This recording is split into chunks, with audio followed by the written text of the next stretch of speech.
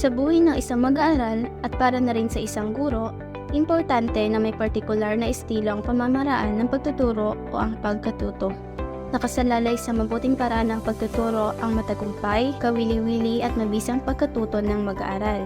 Gayunpaman, nasa guro pa rin ang pagpapasya sa pamamaraang kanyang gagamitin na anak niyang magiging angkop sa bunga ng pagkatuto na nais niyang makamtan ng kanyang mga mag-aaral. Angkop sa sitwasyon, angkop sa kakayahan ng mga mag-aaral. Ang tradisyonal na pamaraan ng pagtuturo ay nakapokus sa guro bilang isang taga-kontrol sa kapaligiran ng mga mag-aaral. Nasa guro ang responsibilidad, ang mga paraan at estratehiyang gagamitin sa pagtuturo sa kanyang mga estudyante. Sa ganitong sitwasyon, mas malaki ang posibilidad na may pakita at mahasa ang mga natatagong angking galing o talent ng mga estudyante sapagkat nasusubaybayan sila ng tama ng kanilang guro. May ilan na nagsasabi na ang paraan ng pagtuturong ito ay isang full feeling of knowledge.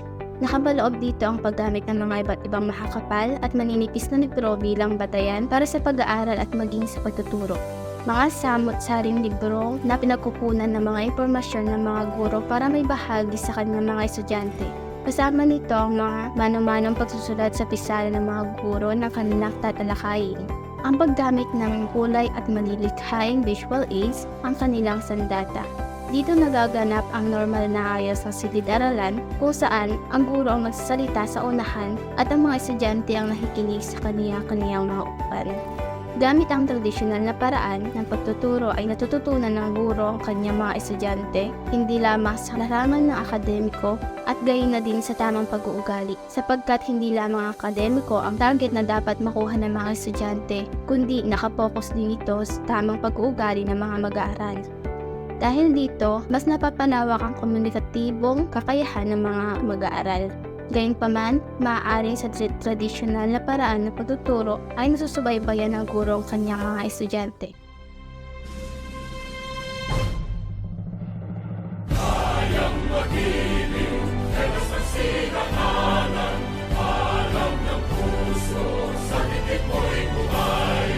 Lupang hinirang, tuyag ka ng magiting, sa mandulupin, di ka pasisingil. Sa nagagang tutok sa simoy at sa langit ng bagaw, ay hinatang tula, kawin sa pagkayang minamahal.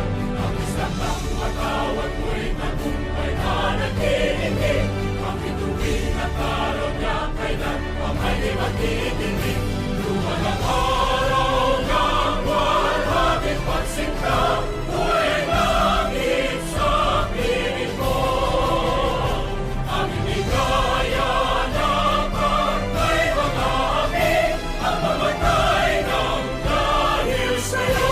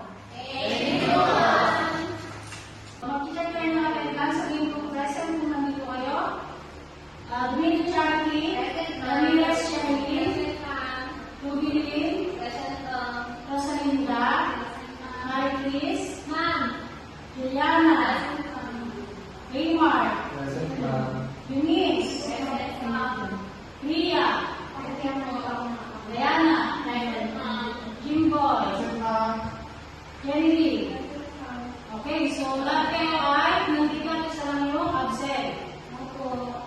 Okay, mga bata, kung gano'n na kayo mag-aaral ngayong araw?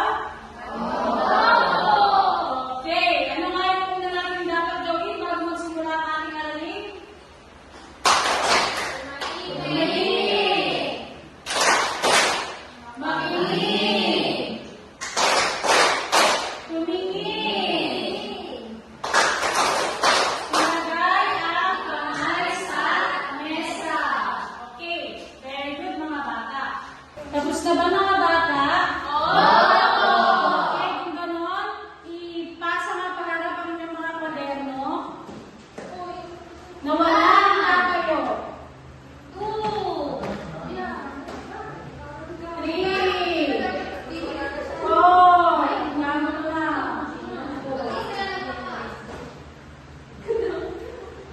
Okay.